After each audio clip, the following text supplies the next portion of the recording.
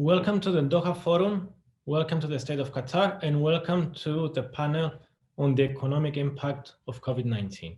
My name is Alexis Antoniades, and I'm an associate professor and director of international economics at Georgetown University, Qatar. Today, I will be the host of this very important panel. I think COVID-19 crisis is remarkable in some key ways. First, it is a crisis that cuts across all industries, all people, all societies, and all countries. Second, it is more than a health crisis. It is an economic crisis. It is a political, a social, a humanitarian, a moral crisis.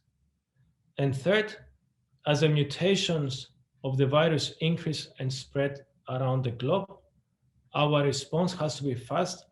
Our innovations have to deliver fast results to be able to contain the spread of the virus, but also they have to deliver those results to all parts of the world. That is, if we want to come out of this crisis as a country, it is not enough for us to contain the virus, but it's also important, perhaps more important, for our trading partners to also contain the virus. And this is because we live in a very globalized world. Economies are so connected to each other, transportation and so on. So to be able to come out of the crisis fast, we all need to do it at the same time. Today on Bloomberg, they announced that we reached an important milestone. More than 100 million vaccines have been administered up to this point, 101 to be accurate, across the globe. I will share with you one picture of a map where these vaccines have been administered. The green color represents the number of people out of 100 that have received those vaccines. And what you can see, vaccination is a privilege of rich economies and not of the developing world. So we will go back to the other screen, but without further ado, I am excited to introduce to the audience a truly amazing group of panelists that come from different backgrounds and they have different experiences, and will make this discussion over the next hour very informative. So I'm privileged to have with us His Excellency Mr. Khalifa Al-Kuwari. Mr. Khalifa is the Director General of the Qatar Fund for Development. Mr. Alexander Kazan, the Managing Director at Eurasian Group. Mr. Cerrell, who's Managing Director at the Bill and Melinda Gates Foundation.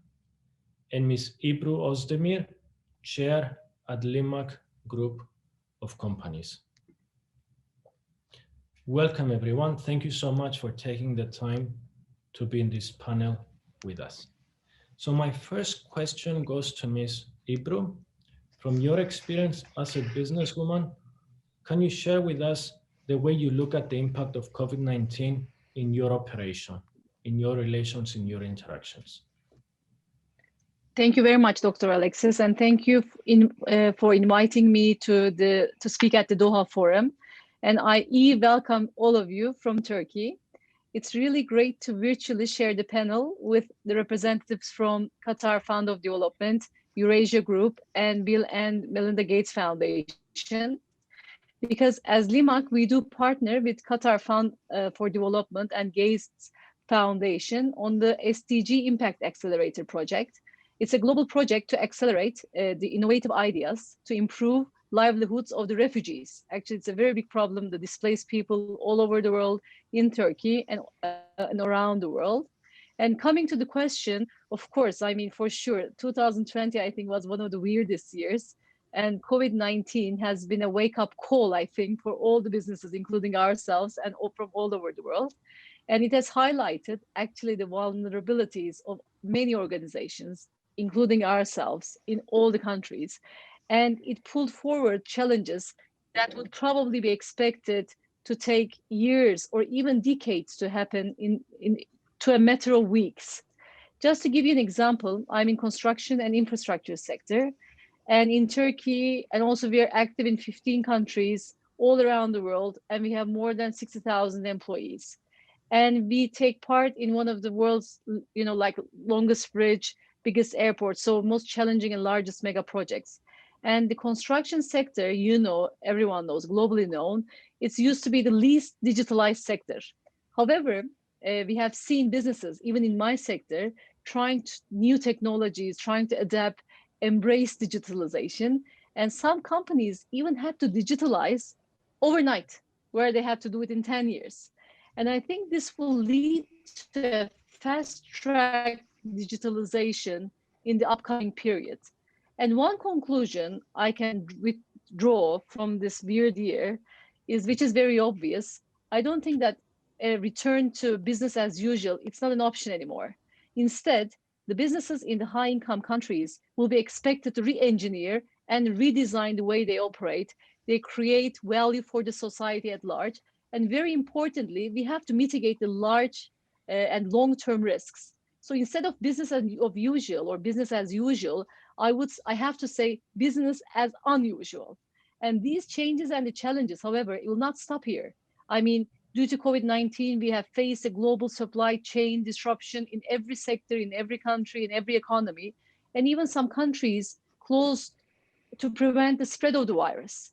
And many businesses, we have looked for alternative resources, alternative sources locally to continue our operations.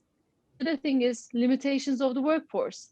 Like in our sector, in the engineering and infrastructure, because of the social distancing requirements, we had to reduce the risk of the virus transmission. So we had to reconsider how we operate. We had to put social distances in the sites. And last but not the least, the job market. The International Labor Organization predicted on the May report this year, and it was very scary. They said nearly half of the world's 3 billion workforce is at risk of losing their livelihoods. We have seen how skill-intensive and labor-intensive industries like ourselves are so vulnerable to the virus. I mean, these are the challenges side and direct effects to the global business and the local economies. But I always say I am cautious optimistic, and I really want to keep my optimism by my side all the time because we need it. And I believe that these challenges will help us or help all the business world to grow in the upcoming future. Thank you. Thank you. So lots of challenges, but the key, I guess, is we have to innovate our way out of the crisis. And those innovations, those changes are here to stay post-COVID. And they will have trickling down effects to people. I want to turn to His Excellency, Mr. Khalifa, and maybe you can share some of the experience for the state of Qatar. The state of Qatar, I think of it as a developing country that's also a rich economy that will become an advanced. It is advanced in many ways, but they coped very well with the crisis. So maybe you can tell us what has been the key to success, but also maybe some challenges. Thank you, Alexis. Thank you, esteemed panelists. I'm very glad to be here. So the state of Qatar has been taking all the necessary precautionary measures to cope with the spread of the COVID-19 in order to ensure the safety of all of its residents. We have taken so many measures. We have a national response plan that set out the action required to ensure the health and well-being of the residents of Qatar. By taking action to prepare, monitor, respond, and recover from the outbreak. We also, the response will continue setting clear conditions for the reopening of the country through evidence-based, gradual, and control lifting restrictions that was imposed by the COVID-19 pandemic. To manage the crisis, the state of Qatar took a number of public prevention measures, which include raising awareness of the disease and urging all citizens and residents to apply prevention measures. The Ministry of Public Health, they have a dedicated round-the-clock call center. Also, there is a helpline center to cope up with the mental health issues and some people who have might have some mental health because of the pressures of the pandemic. Also, we applied a 4-phase plan for the lift restrictions. The orders of the lifting reflects the balance between the continuous protection of the people and the restoration of the social and economic life.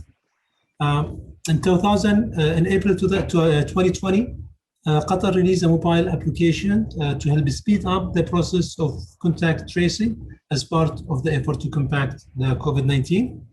The downloading of the application was mandatory for all citizens and residents in Qatar, kind of risk detector application, identifying the disease transmission chain, alerting individuals and stakeholders to expedite the medical support and prioritize the testing. Also, one of the issues that Qatar faced and the whole world faced was the education sector. It was a concern for the country from day one. So to ensure the quality of the education, Qatar remain uninterrupted while keeping the students and the teachers safe and their families as well. The Ministry of Education declared that the year 2021 will be blending learning system, combining online classroom and any classrooms. One of the restrictions, there will be schools will be working only in 50% capacity with no more than 15 students per class. Of course, taking all the precautionary measures as well.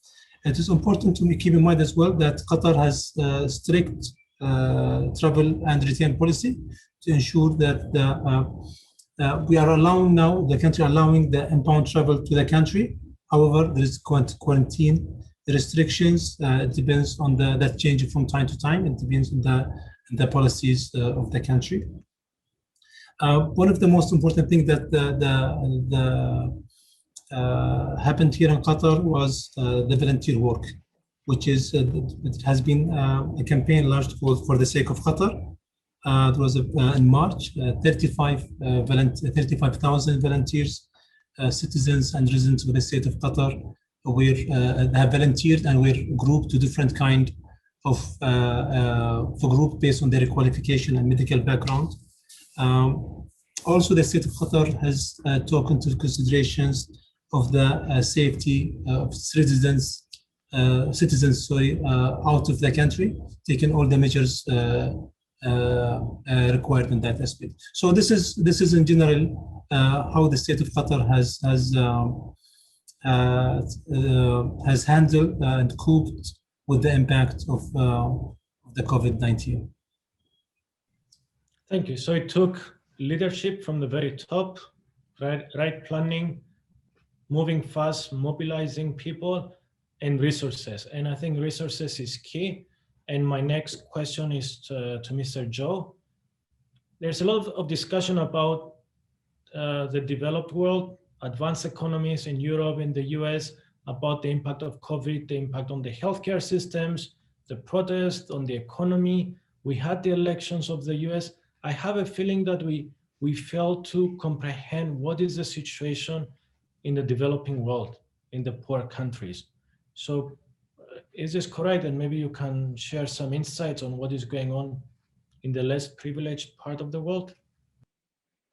Absolutely. And let me just say, it's great to be here. It's great to be in his presence, Sheikh Khalifa, and to be again part of the Doha Forum.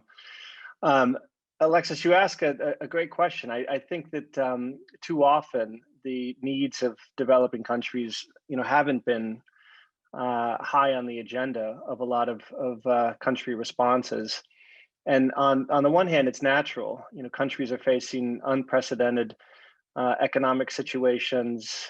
They have been, in some cases, very slow to roll out some of the tools and vaccines. We're seeing the health effects of COVID just devastating millions and millions of lives. So certainly one's instinct might be to look within and try to care for those that are living within your borders. But I think it is important to start recognizing how interconnected those living outside, and particularly in poor countries, are feeling the effects of this pandemic. Certainly, few countries have been spared the health impact. Many countries are suffering at different rates, but suffering nonetheless from the devastating impacts of the coronavirus. But in many places too, it's being felt as an economic crisis. we talk to colleagues and many of the groups that we work with, leaders in sub-Saharan Africa, and that's certainly the case, that the economic impact is tremendous. While many rich countries have been able to mobilize trillions in dollars of resources through stimulus packages and other ways, that there simply aren't the same kinds of flexible tools that poor countries are able to call upon to help make sure that citizens are cared for. The job losses are somehow corrected for, at least in the near term. And so we really need to start thinking about the global response. I think my friend, colleague at Eurasia, Alex, will talk about some of the business implications to acting in a more nationalistic way. But I do think it's important now that we're seeing the trajectory of this virus. We're seeing some of the variants that are putting in question how effective these vaccines that we have, and I'm glad the scientific discoveries came so quickly on the vaccine front and other areas. But it's just another reminder that the longer we let this virus out there and don't vaccinate in an equal way in other countries, it gives the virus more time to mutate, and it will render many of the vaccines ineffective. So in a sense, we have a race here between infection and injection, and we want injection to win. We need to get more people the vaccines that they need, not only to save lives, but also to restore and restart the global economy. Thank you, Joe. This is very, very interesting. And it is indeed a race, right? It's a race to vaccinate people fast enough before the virus mutates. So turning on to Alex and the Eurasia report. So rich countries have a moral obligation, Alex, to help people in developing countries, to help the poor countries. But is it more than a moral obligation? Do you see from your research, from your studies and your discussions, that there's also an economic argument to that?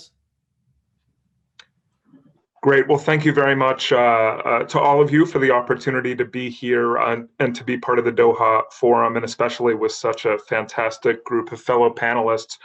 Let me just start the answer to that question by talking a little bit about the moral case, because I think that's important framing for talking about the other reasons to do it. I mean, there is very obviously a clear-cut moral, humanitarian, and ethical case to make here, and that's arguably the most important one to make, right? Without more equitable vaccine distribution, future deaths are likely going to fall much more heavily on poorer countries, but rapid, widespread, and much more equitable vaccination, testing, and treatments can save countless lives, and really importantly, they will allow governments in poorer countries to return to their core development goals, right? Raising living standards, empowering women and marginalized communities, strengthening institutions, that long list. So part of it is about the ability to return to those fundamental core development goals. But the case goes far beyond just the moral. You can make a strong geopolitical case to wealthier countries for why they should participate. It's a real opportunity for them to show global leadership, especially during a period of history where global leadership is somewhat lacking in many respects. It's an opportunity to shore up multilateralism, global cooperation, can build trust, it can promote prosperity and stability in the developing world. But the report you referred to, the report that my colleagues and I did in partnership with the Bill and Melinda Gates Foundation on behalf of the ACT Accelerator, what we focused on here is really making the case about the economic self-interest for donor countries. Along the lines here that no country and no economy is really going to be out of the woods of this pandemic until everyone is. And moreover, there's a great return on investment here for donor countries. The funds needed to support the ACT Accelerator and COVAX initiatives are comparatively small relative to the benefits of doing so and relative to the costs of a go-it-alone strategy. And it's also worth noting, and Joe sort of referenced this, but the commitment that each country would make on an individual basis to Act A is a very, very small fraction of the amount of money that they're spending domestically to stimulate their economies. So the report that we put out estimates that a successful rollout of Act A would bring at least 466 billion in economic value to a set of 10 donor countries that we focused on in the analysis over a 5-year period. But there's a range of studies out there, and a number of them actually suggest that the benefits could be many times that. We used very conservative estimates, taking a sort of cautious approach to this.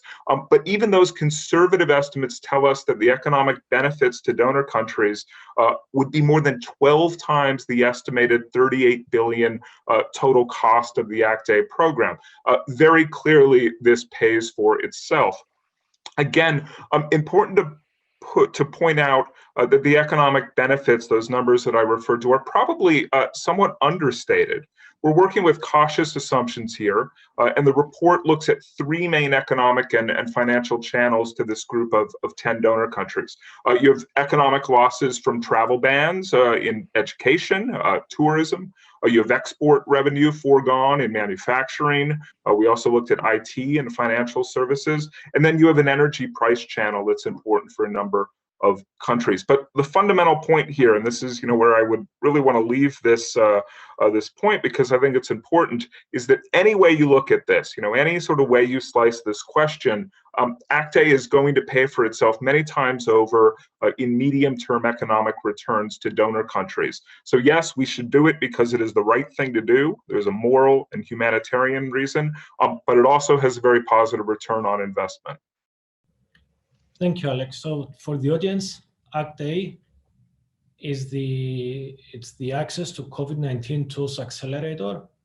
And if I may go back to you, Joe, maybe you can tell us a little bit more about Act A and how you think that will improve things in the developing world. Sure. The Act A was developed based on this notion that we had to be working in a coordinated way to both speed the creation of some of the tools that we've talked about, vaccines, but also drugs and rapid tests, and to make sure that once those were developed, there was a plan and the financing necessary to make those tools accessible to people around the world. So it's not a new multilateral entity, but it's a coordinated effort among some of the big global health multilateral players, the Global Fund, Gavi, CEPI, this alphabet soup of institutions that are working together to try to make sure that there is a global plan to make some of these tools available. What's important to note is that they've also tried to make sure that when it comes to financing, there's a clear investment case, and they've estimated the costs of about $38 billion needed to roll out some of these tools over the next couple of years. About 10 billion of that financing has been mobilized to date. With the new U.S. administration, we're hopeful that more of not just the participation in the Act A, but also some of the financing will come from the United States. So there is a very significant price tag associated with this that we're hoping this year can be a historic effort to make sure that it's not just for funds, that we don't make sure that these tools are available. So it's a very important part of the making sure that we end the pandemic quickly, and that we can also make sure that the global economy gets restored and recovers in as quickly as a fashion as possible. But funds is not the only constraint. So I want to go back to Alex. And if you had the funds, do we have enough vaccines? I mean, we look at the news going on in Europe, the tension between the European Union and the UK and AstraZeneca, that there aren't enough vaccines to go around. So even if you had the billions, would you be able to get vaccines? And would that be vaccines taken away from another country? Maybe you can share some thoughts on that. Yeah, that's a great question, and I think a very important one. A couple of important points that I would make about this. First, in the context of our report and our analysis, is part of this is about timing.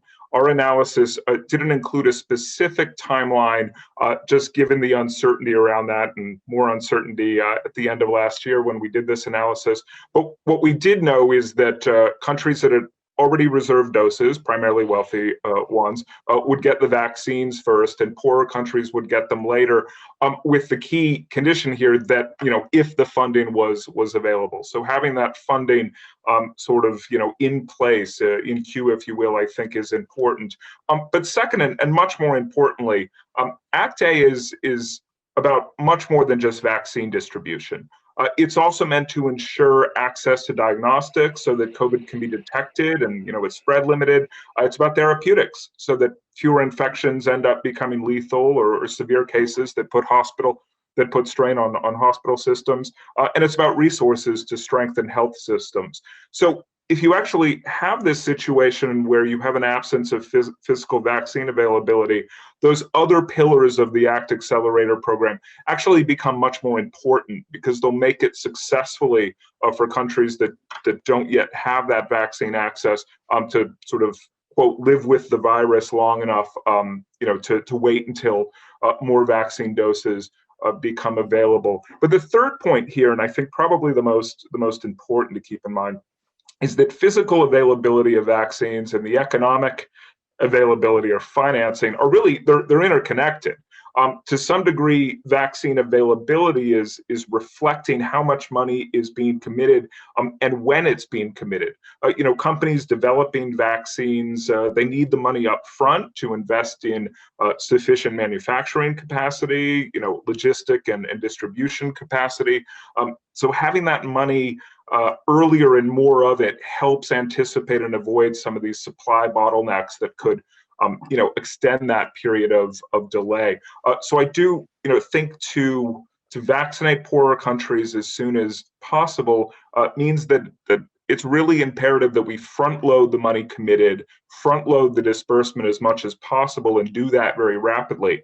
The danger of waiting until the last minute, if that happens, then this issue that you raise around a kind of shortfall in availability of doses becomes much more acute. So it's already an issue, but that combination of the sort of, the Act A and the other pillars of it, and this upfront money giving more ability to invest in capacity, I think can shorten that time period where the rest of the world waits for availability. If I could come in too, Alexis, on that point, I think you're right to call out that supply has been a real issue, and I think that most we have to remember that everything had to go basically perfectly in order to get the kinds of distribution that in the most ideal scenario we would see. I mean, we're standing 1 year ago from the start of many of these vaccine programs, and we've got 10 licensed vaccines so far. So it's just a miraculous achievement scientifically. The distribution may be just as daunting on that. But again, some of the supply constraints could have been predicted. Just the ramp up. I mean, there's no precedent to the kind of supplies that we're looking for. I would just say one of the things that gives us some hope is that there are countries, the US, Great Britain, where I am, that have procured or at least reserved doses many times over the numbers of people in their population. So even if you vaccinate the 2-dose regimen of many of these vaccines, in the case of the US, almost 500 million doses have been reserved for a population of 75 million people. So we may start to see, as supply constraints start easing up, many of these countries starting to donate some of those to those countries that haven't been as fortunate to tie up some of these bilateral deals, and some of the countries that haven't had those, being able to see a day when that supply is going to be met. And hopefully COVAX is a beneficiary of some of those donations. Absolutely. I think it needs coordination. It needs securement of funding. to also help the supply. Now, I want to turn to Mr. Khalifa. What's the role of the Qatar Fund for Development, especially during COVID? Maybe you can tell us some of the work you've been doing with your team, some of the challenges, but where you see if you can give some advice even to other funds, what should be the priority areas right now? Thank you, Alexis, and thank you for the panelists for the interesting discussions. So as a donor, when a crisis hits, we tend to focus on the priority, which is saving lives. So our first priority was to address the immediate consequences of the pandemic. So the state of Qatar has extended its support to more than 80 countries that most needed the support during this the spirit of the COVID-19. We dispatched more than 200 tons of medical supplies, equipment, food item, personal protective equipment, as well as field hospital that was shipped from the Doha to the country that needed the most. But we cannot focus only on the short term. As a global community, we need to focus on what is next and the long run. So, and we learned that from COVID and others that if we only focus on the current crisis, then other crises might come. So, investing in risk management, preparedness, and resilience building was one of the things that the Qatar Fund for Development was doing to observe the future shocks. Also, response has focusing on strengthening the health system, education system, economic system during the pandemic, especially in the severely affected countries.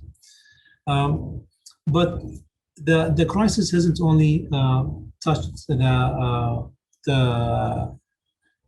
developing countries. It also has touched, as clearly stated, the high-income countries.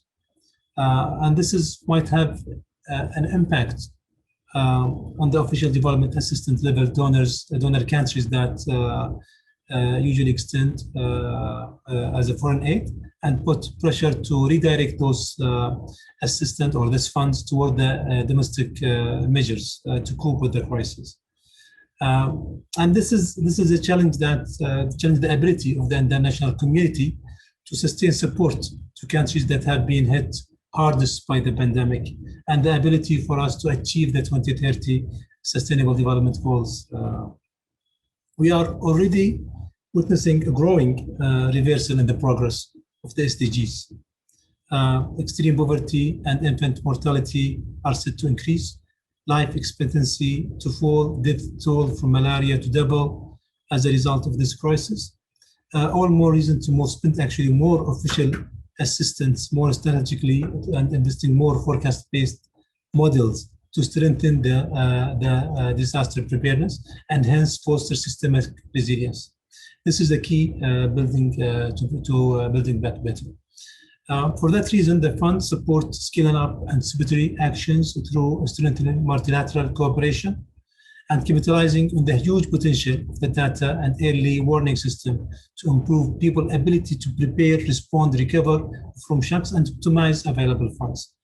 The current economic hardship demonstrates the importance of tapping as well the public-private partnership, lending financing, and other models of innovative financing. There has been a striking lesson that came out of the pandemic, that our world has become so interconnected that what happens in one part doesn't necessarily stay there. And hence, it is every country's own interest to adapt an approach that supports a global sustainable recovery that benefits everybody. And this is where the multilateral coordination response comes into play. For instance, we have recently contributed $10 million funding the COVAX Advanced AMC, led by Gavi, and also we have pledged another $10 million to support the work that WHO is doing. The actions we take today will determine the shape of our future. If we respond with solidarity, we can avert many of the devastating impacts, such as worsening inequalities, leaving those at risk behind, and disrupting years of development gains. Therefore, to conclude, we cannot stress enough the need to adopt an approach that supports global recovery, that benefits everybody. We need to scale up multilateral cooperation. We need to use aid better, meaning more effectively, innovatively, and strategically. Thank you. Thank you, Mr. Khalifa. Well, we have a lot of things to talk about, but I want to make sure we give the time to the audience to ask questions. But before I close, I would like to turn to Ms. Ebru. And from your experience, again, I want to ask you if you can make any predictions about the state of the economy, of the global economy, of your sector in 2021. How do you see things evolving? Very difficult question. But before I answer, I mean, I'd like to add a couple of words to Joe, to Alex, and His Excellency, and to you as well. I mean, last year at Davos in January, we were discussing total different agenda, like climate change, you know, like the least developed countries, the refugees, all these other issues. And suddenly our lives has changed. But we're also active in Africa, and we see the challenges there. I mean, the least developed countries are really having huge challenges. I mean, now on top of everything, now COVID. And the other issue is the refugees. I mean, we were discussing refugees. We are doing the project with the Gates Foundation, with the Qatar Development Fund. I mean, they don't even have IDs. They don't have bank accounts. I mean, they don't have anyone. They don't have a country. There are like 70 million displaced people all around the world. So also we have to put them into discussion of the vaccination as well. And we have to really care about them. If we don't care about them as developed countries or developing countries, who will care about them? So I just want to add this as a note.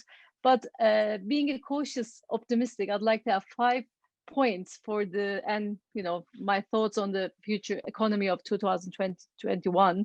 Number one is we have issues in the supply chains, also in the vaccination. Probably this is an issue. So we need diverse sourcing now. I mean, all the companies are probably looking for more diverse sourcing for their businesses. Second one is now the governments, in order to increase their economic activity, increase the employment, infrastructure and the construction sectors are very important because we create huge employment. This is the reason there are a lot of publics now saving last year. Now we are talking a lot how we can really transfer these funds to the infrastructure investments. But the infrastructure investments next year cannot be any. I mean, they have to be fairer, so it's more democratic, greener. Nothing green, I think, will be able to be done or realized next year. And the economic conditions and the political enthusiasm will favor all these infrastructure activities, which are more democratic, which can be reachable by everyone. And the appetite and the opportunity for, as His Excellency has stated, PPPs, new way of finance, greater private finance, how we can put them into the new projects. And the other thing is the workforce, the future of workforce. Probably we have to reskill a lot of our own people, employees, and we have to give them new skills. Of course, very important note, we have to make sure that we have a more fairer, equal representation in the job market for women, especially in our business as well. And of course, automation, digitalization, net zero will probably be on the agenda. Resilience and sustainability will be there as well. And the last is that, as companies, we cannot survive. I mean, we will be punished if we fall short in terms of our social and economical impact. So we have to really care more than the financial issues, but more the shareholders plus the other voices. So I think we will have a more inclusive relationship. We will create a more inclusive relationship between the businesses and the people.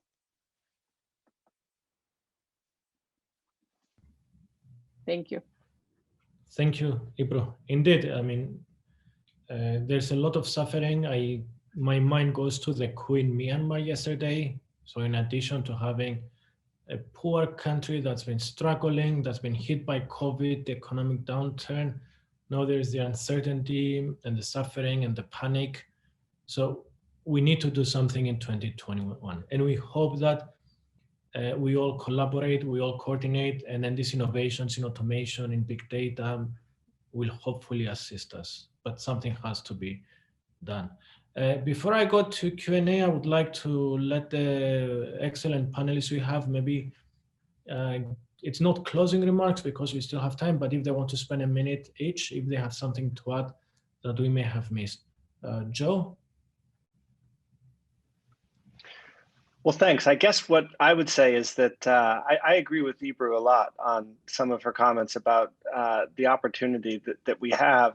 And I really do think that while we've been talking a lot about COVID and making sure that some of these interventions get to people around the world, there's an opportunity to make sure that in the spirit of building back better, there's investments that we know are areas of that can help restart the economy. You know, human capital investments in health, in education, investing in women, investing in digitalization. These are all areas that have a proven track record of real economic growth. And I think it's important to realize, because if we're also successful this year, we will try to help emerging economies with some of the financial assistance that they deserve. The G20, I think, did a good job last year of putting debt relief on the agenda. I hope this is something that through the Italian G20 presidency will continue, so that some countries that have unsustainable burdens of debt may have some of that relieved. I think there's some other opportunities that are being considered. SDRs, or special drawing rights, is another mechanism that the world can use that will provide some of the liquidity in countries that haven't had access to some of that fiscal stimulus. And I think if we are successful as a community, a global community, in providing some of that relief, I think it will be incumbent upon leaders to make sure that some of that stimulus goes to areas so that we can have a green, a pro and positive gender and human capital fueled economic restart.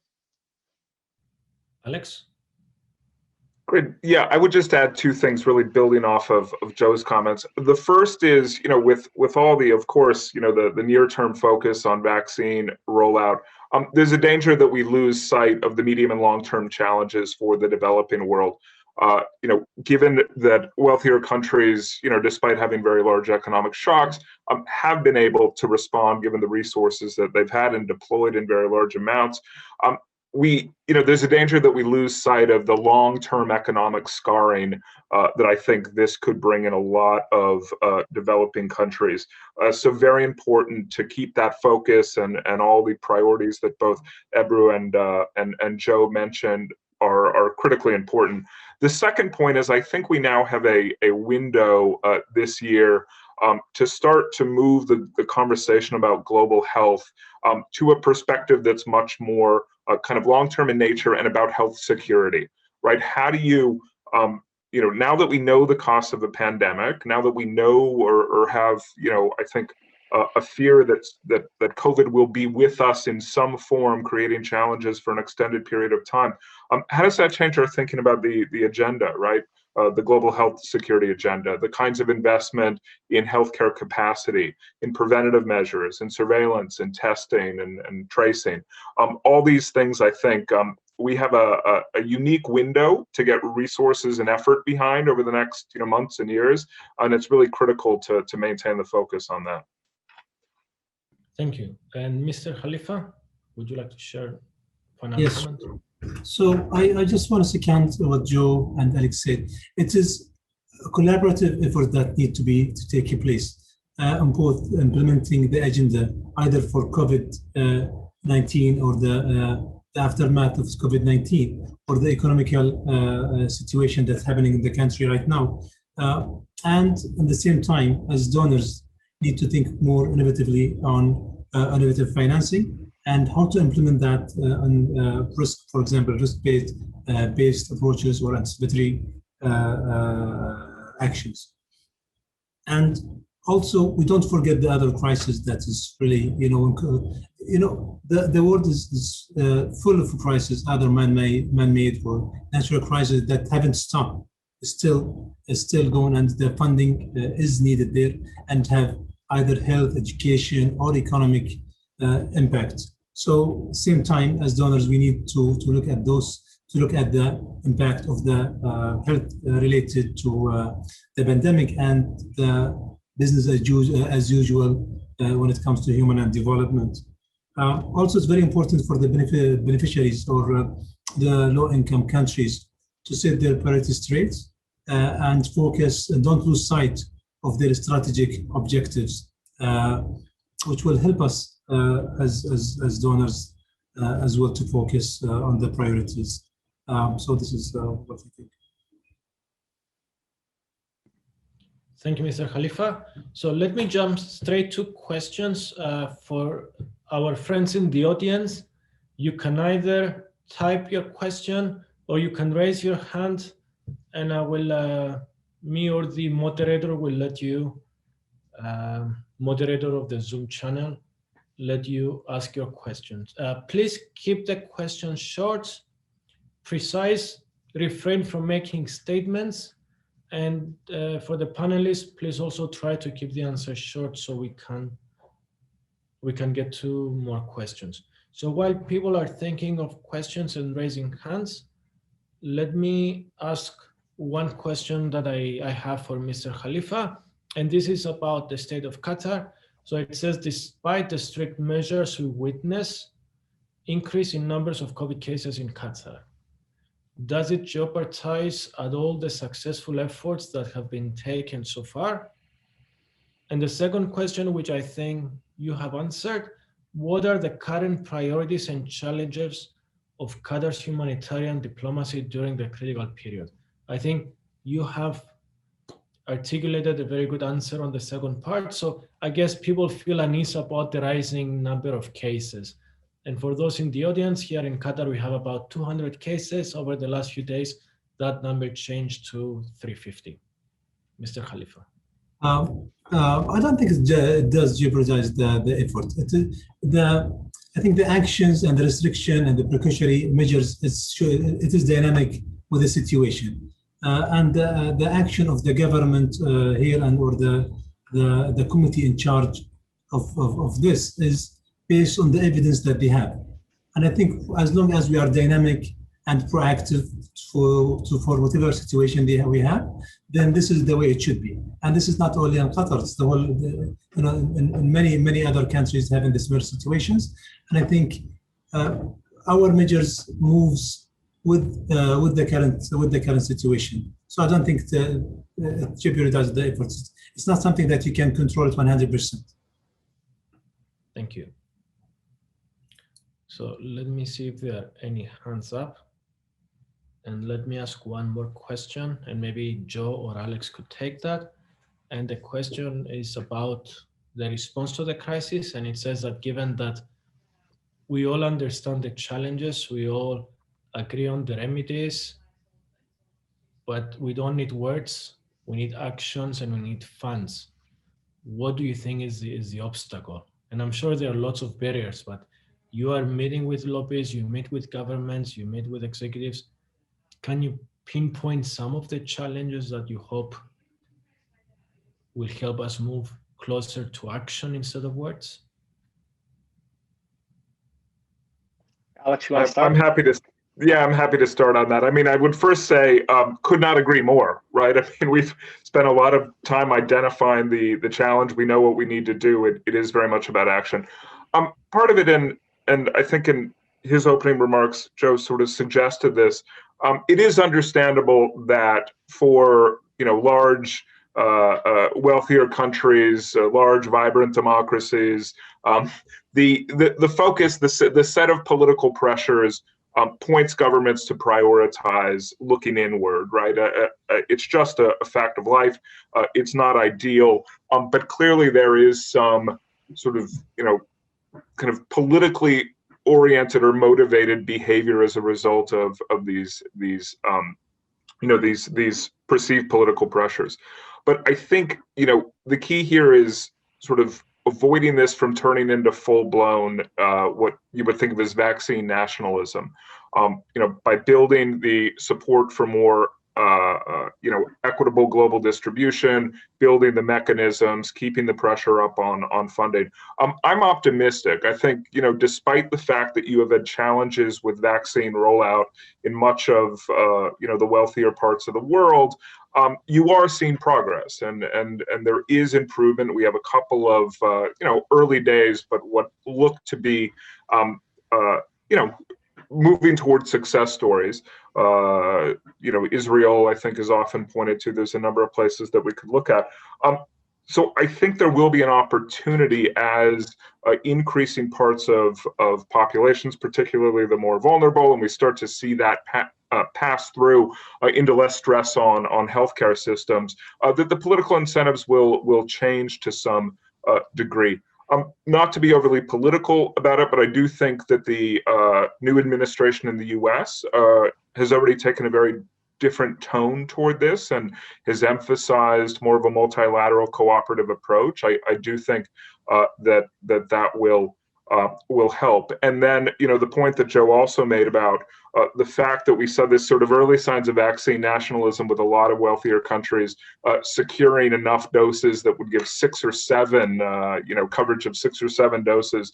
Once I think there is a sense that the most acute phase is passed and there's more confidence about national vaccine distribution, then you're going to start to see a lot of that freed up.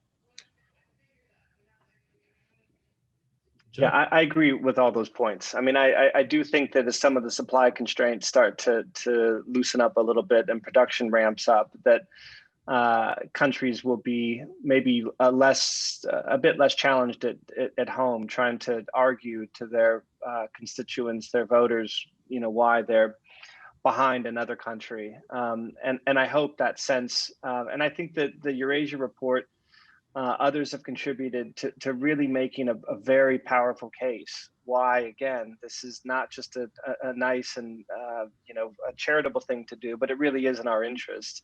I really want to go. I wanted to go to the Tokyo Olympics. I don't think that's going to happen. I really want to go to Doha next year for the World Cup, and I think that can happen. I think people want to start taking vacations again. They want to see their loved ones. They don't want to see vaccine passports and all these protocols and bans on some countries and bans on certain. I think they want some kind of restoration and return to normalcy.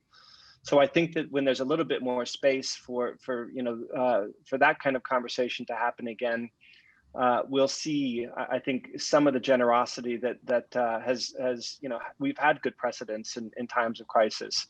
And I'd say it's probably not all up to governments. I mean, I really hope that especially those who benefited in a big way in 2020 through their own investments and crazy counter-cyclical types of returns, that they'll step up and be generous. I hope the general public, through actions like the March of Dimes, which helped eradicate polio around the world. I think that's going to be the kind of generosity that that we're also going to, I hope, start to see and beyond just governments. Thank you, Joe. But if I may say, by taking advantage of my role as moderator, it's not just governments. We have individuals, the 1% of the 1%, that really benefited in 2020.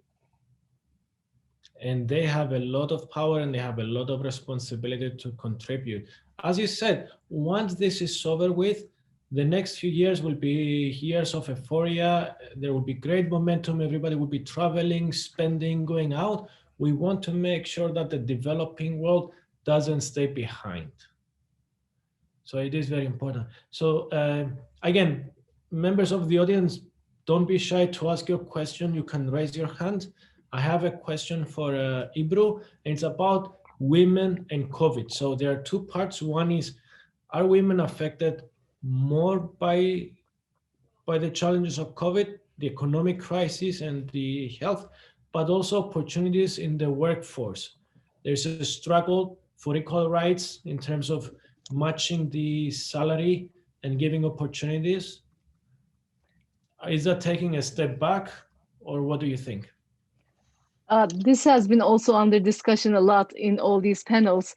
And in the Future of Work report, unfortunately, the situation for women doesn't look very promising, in the sense that it stated that workplace is a place that is meant to return to work. So for the moment, it's like, women, they're at home, the kids are doing online education, and they have to do the housework and so forth.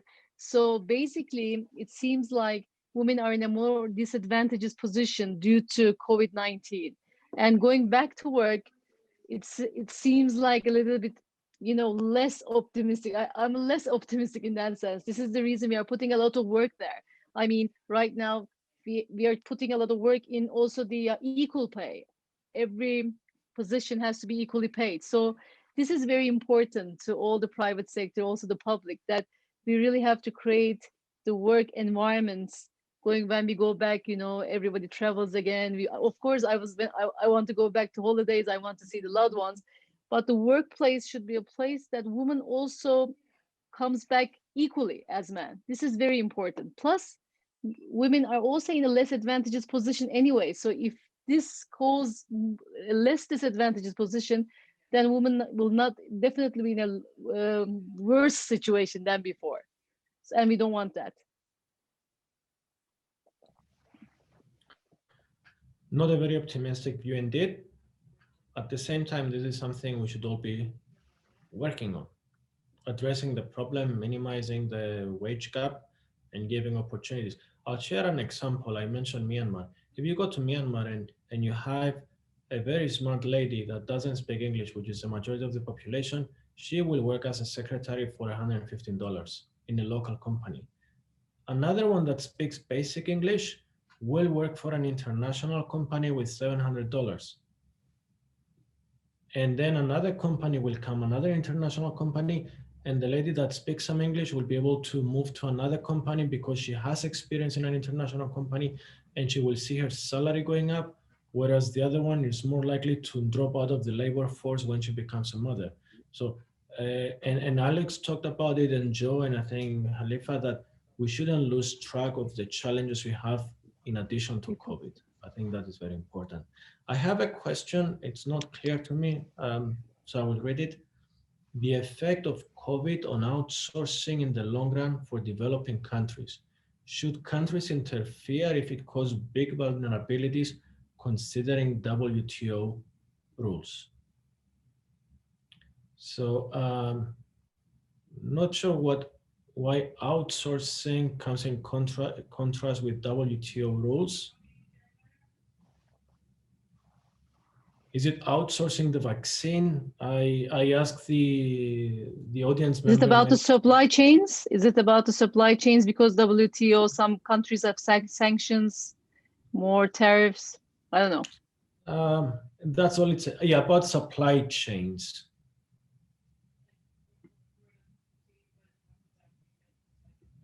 So should countries interfere if it causes big vulnerabilities, considering WTO rules?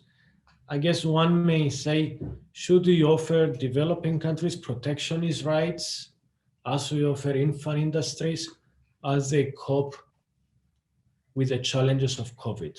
And I think that's what the audience member has in mind. I don't know who wants to take that.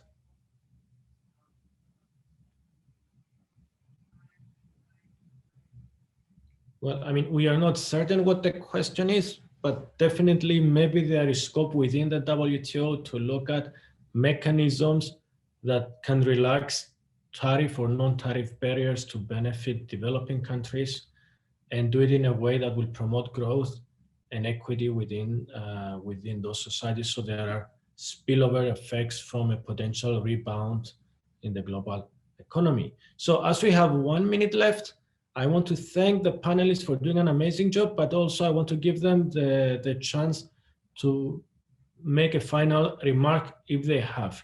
First, I will go to Mr. Khalifa in case Your Excellency would like to add something to close this. We only have 1 minute, so I want everybody to be very quick. I just would like to thank Doha Forum, you, Alexis, the panelists, Melinda for convening this very interesting discussion. I'm very humbled to be part of that. I would like to thank everybody for their inputs. I think we came up out of this that it's a global crisis that needs a global coordination and cooperation from all the players in the development fields. I think there is a lot more work to come, a lot more coordination, a lot more funding that that will be needed. Thank you very much. I'm very happy to be that, and thanks, Alexis. Ebru? Well, the problems are complex, so we have to collaborate, as His Excellency clearly stated. Thank you. Joe? I want to extend my thanks. It's always great to be a part of this amazing forum and with this group of panelists. I would just say that to quote a line in an annual letter that Bill and Melinda just put out, this is the first year that global health went local. And I do hope that while really the needs are acute right now, we need to do whatever we can to end the pandemic. Pretty soon, we really need to also start thinking about ways to make sure this never happens again, and building the kind of health systems in poor countries and the kind of surveillance, the things that were touched on today. But I think we're really going to have to work in a more collaborative way to prevent this kind of pandemic in the future, or at least minimize the impacts that we've seen. And Alex? Great, and hard to beat that as a closing point. So I'll just extend my thanks to everyone, to you, Dr. Alexis, for moderating this fantastic panel, and thanks again to the Doha Forum for the invitation. Well, thank you. Thanks to all the panelists. I appreciate you taking the time to come and contribute with your own experience and expertise. I thank the audience for taking the time to listen to this very, very interesting panel. These are challenging times. I hope 2021 is a much better year. I think we all need what needs to be done. We know what to do. We just need to do it. And we hope to see everybody here for the World Cup. It will be amazing. Thank you and goodbye.